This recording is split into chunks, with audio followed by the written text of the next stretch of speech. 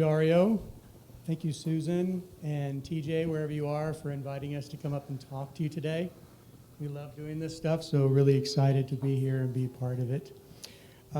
So we are going to talk about 10DLC, and it is a DCA perspective. So a cinch on cinch, well, for 10DLC, I would say that I raised a daughter from teenager, and she gave me gray hair. And 10DLC has maybe a bit of that perspective, but we have come a long way. So this is really a discussion point on how far we've come.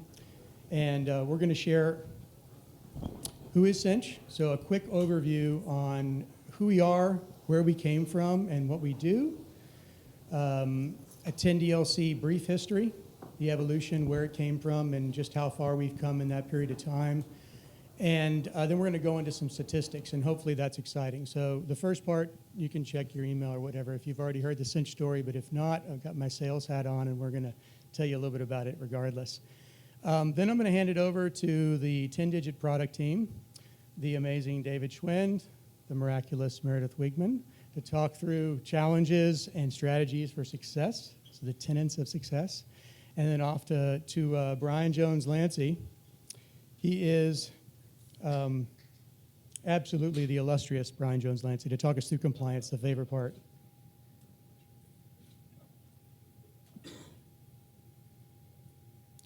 All right. So, where we came from. We are a global leader in cloud communications and mobile customer engagement. I can read the slide, but really, Cinch has got its roots in messaging. We started with, a lot of you know the different names, CLX Network, CLX Communications, Mblocks, and then we've made a lot of investments to move ourselves outside of the messaging space. We've grown significantly through that time, but we are a for-profit company. So you can see that in the numbers, and we've managed to stay above and beyond doing the right things, hiring people, and keeping these great folks that we've brought on board in the messaging space to do a lot more than messaging. But make no mistake, the founders of this were really messaging experts. And if you look historically from Ericsson IPX, going all the way back to them, that's where the founders came from. That's where I came from. So 2006, 2007. So we've grown to 4,300 people, where we have a presence in 64 countries. We have more than 600 billion engagements per year, serving 8 out of 10 of the biggest tech companies. And this one's probably one of the most exciting for me because we got to pull these stats. 19 of 20 of the largest US retail brands are Cinch for messaging, running their messaging through Cinch. We have over 140 million numbers that are powered by a network. That's the IntelliQuint assets. And we love what we do. We're passionate about that work. And I think if you've talked or spent any time with the Cinch team, you know that. I mean, we really do drink the Kool-Aid. We like what we do, and we've got, here, 50 years of experience? Probably about my age and experience of messaging in the space. So, I'm glad to have this team that helps us get through this. So some statistics. I'm just going to pull up my notes here so I don't forget anything. There's been a lot going on here. All right. So how did we get here? 10DLC, spam, spam, spam. Unregistered landlines, texting, it was the Wild West. And you guys know this. You experienced it as consumers. So it wasn't just looking at this from the business aspect, but just what was happening in the P2P space.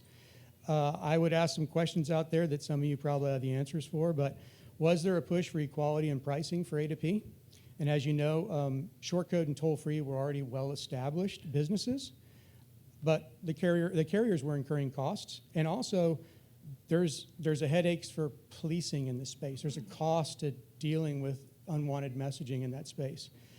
Certainly was a gap on the businesses and the cost for carrier pass-through fees during this time for businesses that are using landlines for text messaging, but others in short code, they had to pay these lease fees for short codes. They also had pass-through fees, so they have to fix this disparity. So these conversations of addressing this became actionable.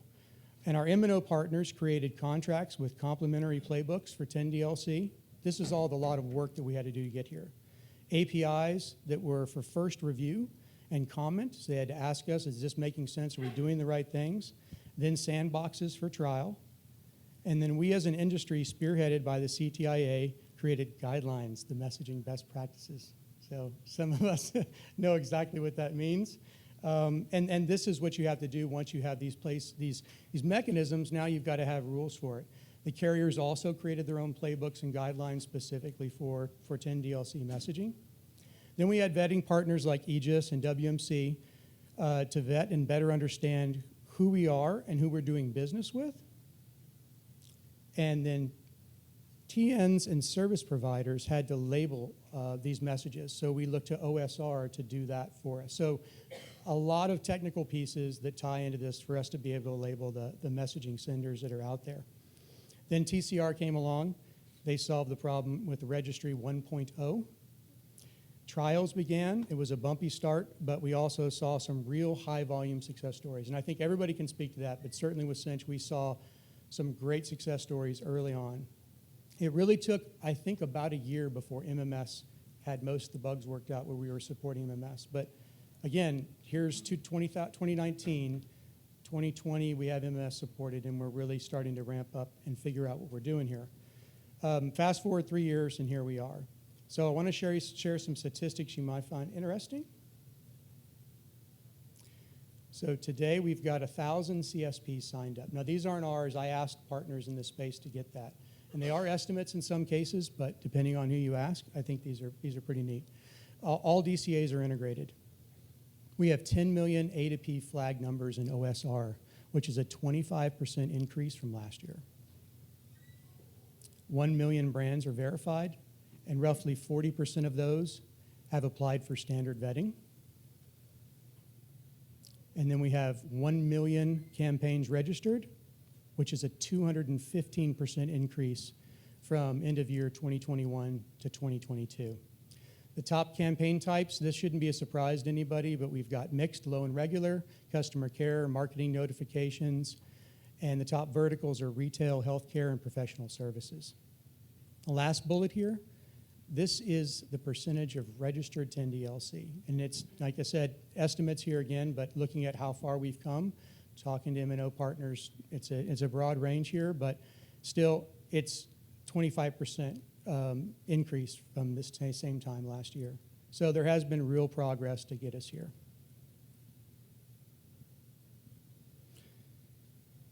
And I think I'll close here and hand it over to David, but some of the biggest brands are now on 10DLC. So, David?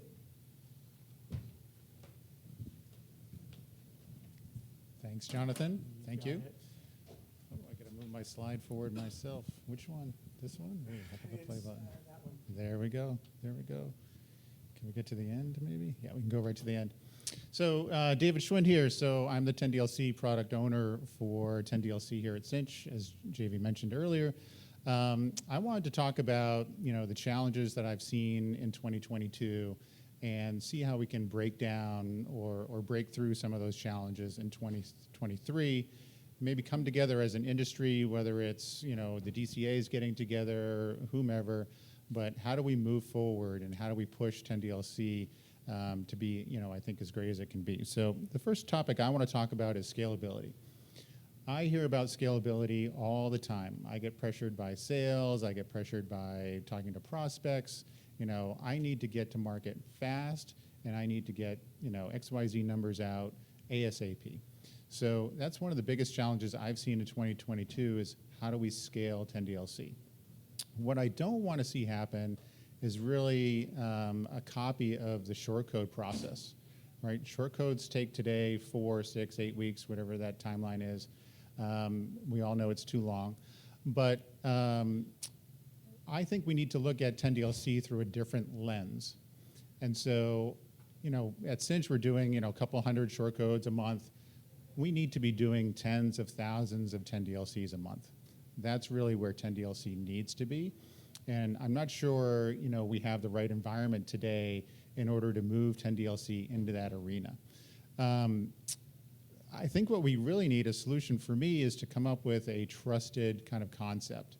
How can we either put, whether it's a CSP or whether it's a brand, what have you, how can we come up with criteria that we're using data to make sure that we put the best of the best brands or CSPs, what have you, into a trusted environment, and we give them that carrot that allows them to go to market faster than everybody else who is not, right? That's my kind of main goal. That's what I'd love to see in 2023, and I'm not sure, I see some people nodding their heads in the audience, which I want us to see and how we can come together to break down that barrier and make 10DLC scalable in that fashion.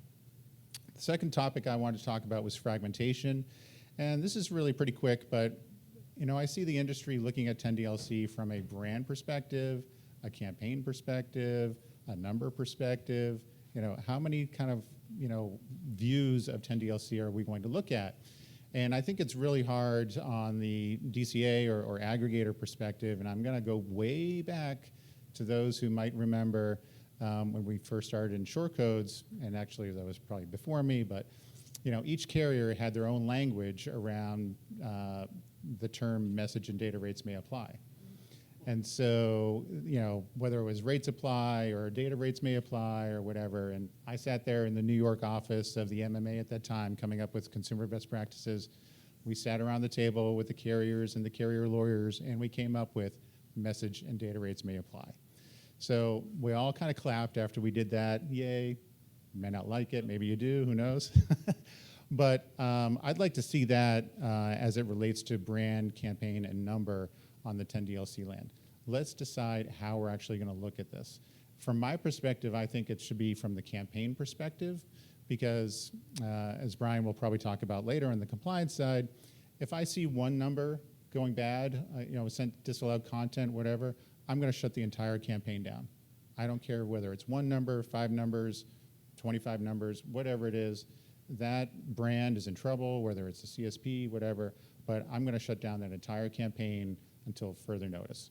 So I'm not sure if we have if we can come to agreement this year on how to look at 10DLC, but as a product owner, I spend a lot of different cycles having to report 20 different ways to 20 different people about 10DLC. So that's where I'd like to go with it. The last topic I'll touch on here is use cases, and just the changes in use cases over 2022. I want to actually bring out what I think is actually a positive one, and I'm going to point right at David Diggs over there, coming up with Campaign Verify, and it's really the political use case. I thought that really worked well last year. I thought the political space, needed to make a big shift and move over to A2P and get registered, go through Campaign Verify. But I think, in the end, they did. They realized they needed to get registered, and they went through that process. And once they knew about it, they're like, okay, this is just what I need to do. It's fine. Let's do it. So I thought it really worked well. Sole prop, on the other hand, what a nightmare. That was really a nightmare in 2022. It went through a ton of changes early in the year, and then at the tail end of the year, it went through a whole nother cycle of changes. What I'd like to see just is stability in the use case environment of 10DLC in 2023. Anything that has less change, I think is probably good. But it was a real hurdle to get over, I think, in 2022. So stability in that area is something I'd like to see. So bottom line is I have 3 items here. I would love to talk to anybody offline about how we can come together and kind of help move all of these things forward. I'm really focused on scalability, compliance for sure, and stability. So that's what I'd like to see out of 10DLC in 2023. So I'm here to help. I'm, again, 10DLC all day long. Please give me a shout. You can text David S. to 28444 if you want my virtual card. Feel free to do so. And I'm going to hand it over to Meredith Wegman to talk about strategies for success.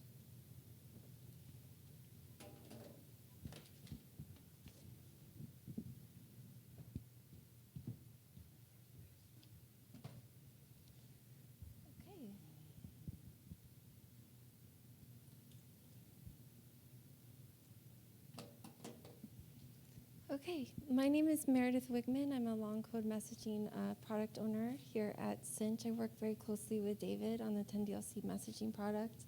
And over the last several years, I've been really closely involved with the implementation and the evolution of 10DLC as a messaging product. So just today, what I wanted to share with you was just a few strategies that I've identified working on this product that I think will help you or help your customers implement 10DLC more effectively. So the first strategy here is to partner up. I think to implement 10DLC successfully, organizations need to have a really good understanding of the basics of the 10DLC ecosystem. They need to be able to find and rely on a partner to help guide them, and it's important to be that guide or to find a guide yourself.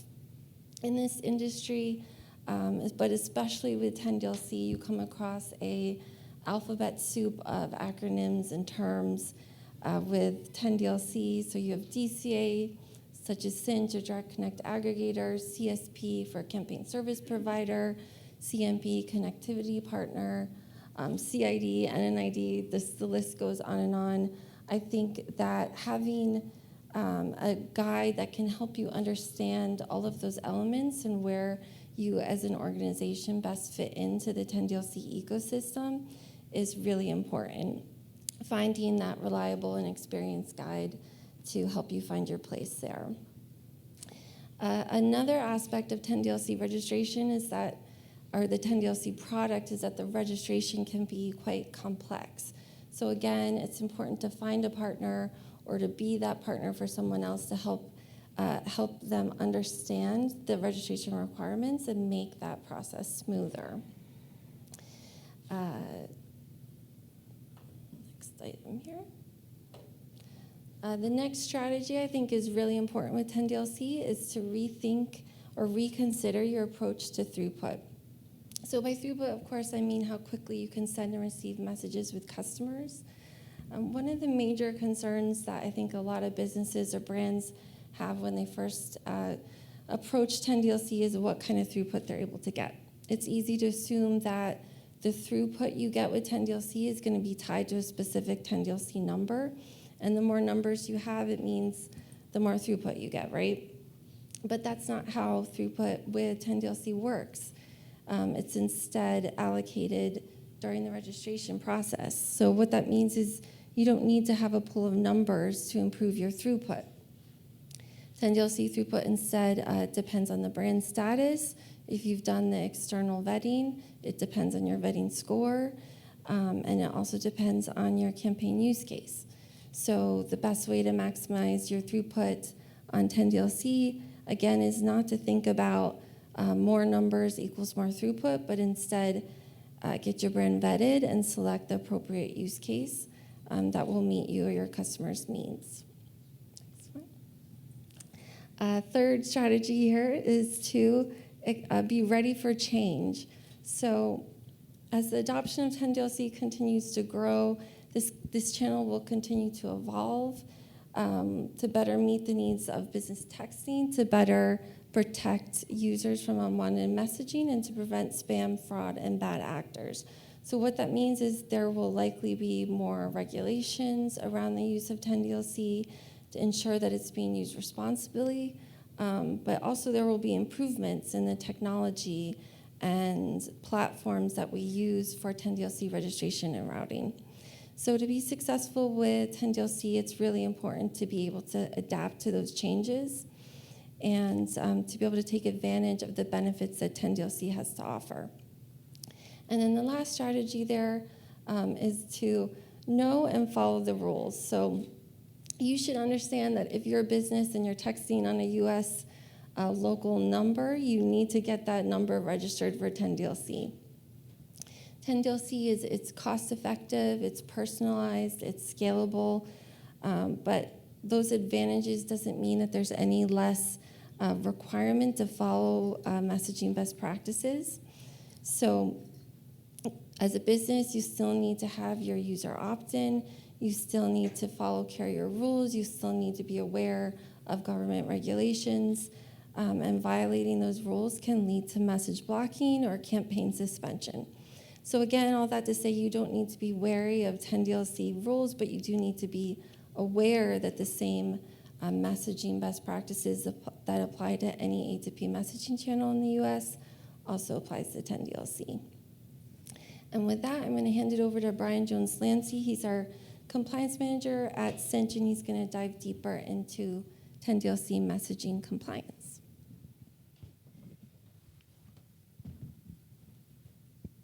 Thank you, Meredith. My name is Brian Jones-Lancey. I'm the head of compliance, spam, fraud mitigation at Cinch. I have the pleasure of working with this awesome team, and I want to talk to you a little bit about the compliance topics, specifically 10-digit long code red flags that we're seeing in the marketplace. These are actual red flags that we're seeing today. Issues that we're seeing is disallowed content. If you see disallowed content on SMS or MMS, it's going to be disallowed on 10-digit long code. There is no exception to it. Also, we're seeing a lot of excessive low-volume numbers that are coming across, low-volume messaging with high number of volume of 10-digit long code numbers themselves. So if your brand has a low-volume score, but they've got 49 numbers, you need to look at that with more of a scrutiny of the campaign itself. We're seeing in the marketplace that these individuals are sending out spam as well as phishing attacks. So these are things that we're seeing today. So if you're not doing this today, you should be doing it tomorrow. The next thing we're also seeing is that you should right-size the campaign specific to the actual needs. So if you have a campaign, please tell us why you need 49 numbers to it.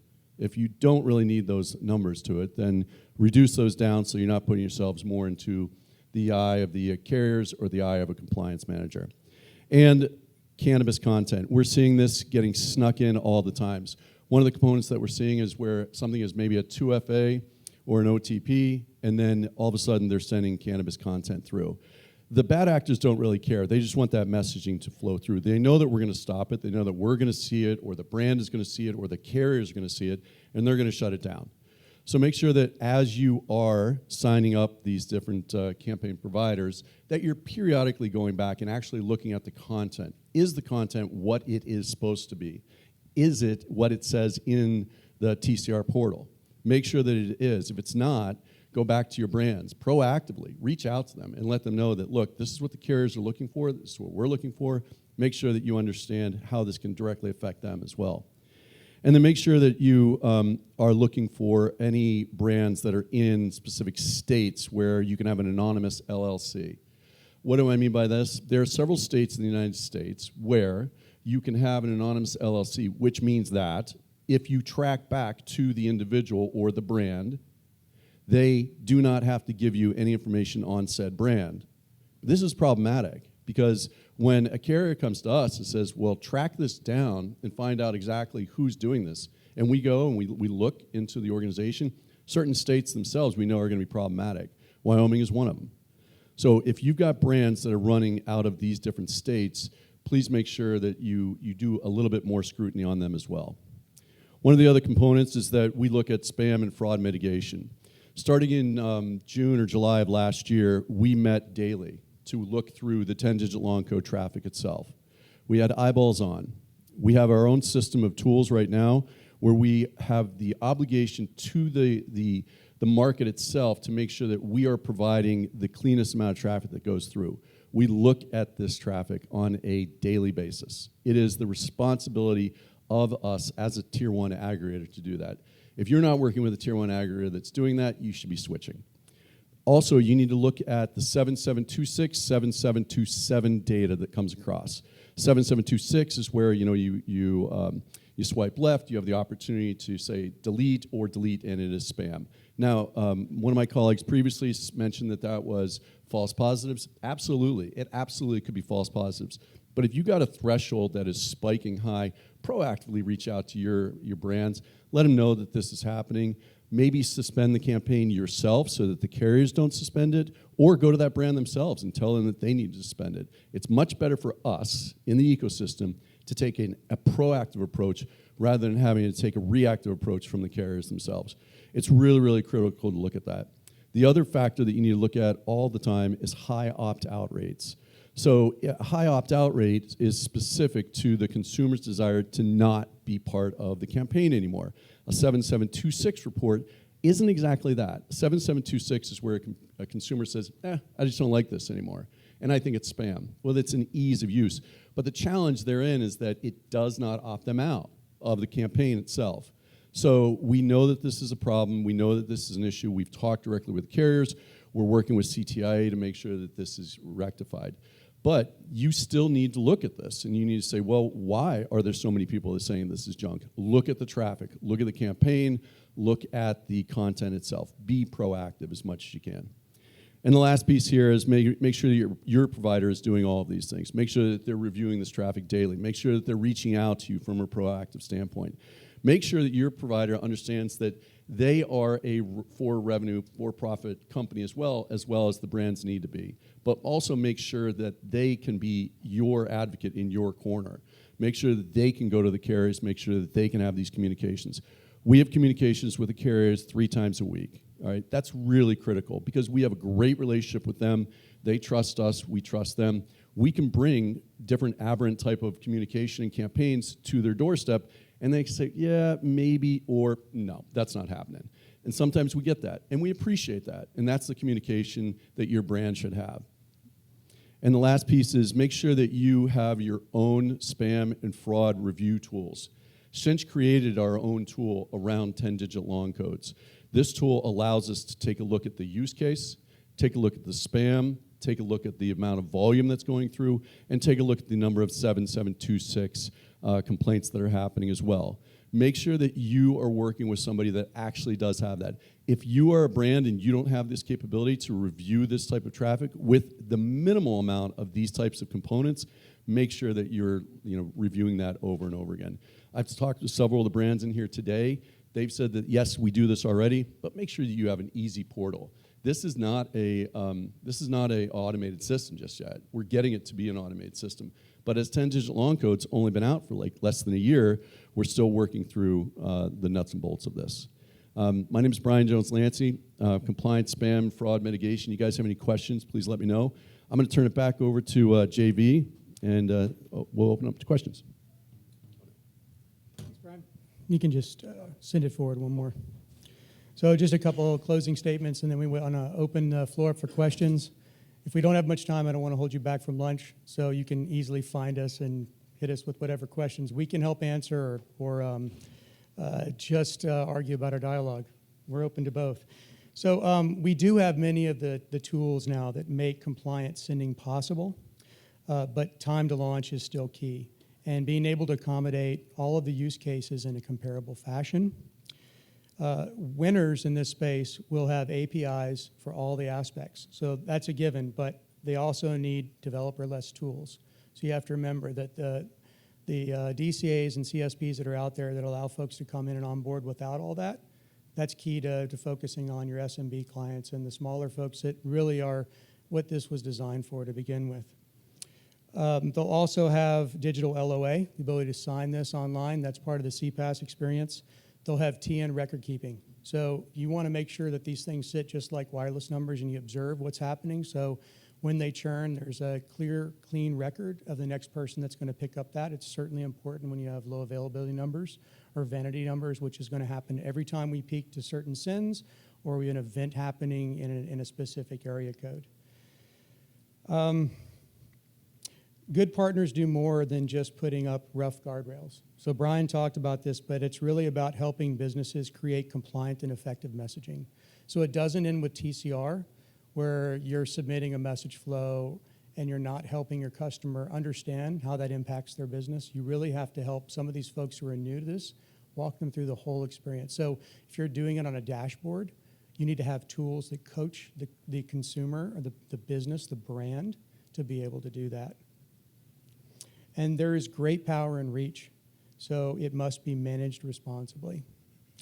We do need four-way visibility into campaign health. So I know Stefan talked about this, but all the carriers said from the inception that you reward those folks that are doing well, but we have to have a way to track those brands and CSPs in some cases that aren't. If there's not a way where we can find out who's doing that and have a mechanism to block them or at least speak in the ecosystem, who these folks are, they just pop up to the next DCA and they're back on the network running.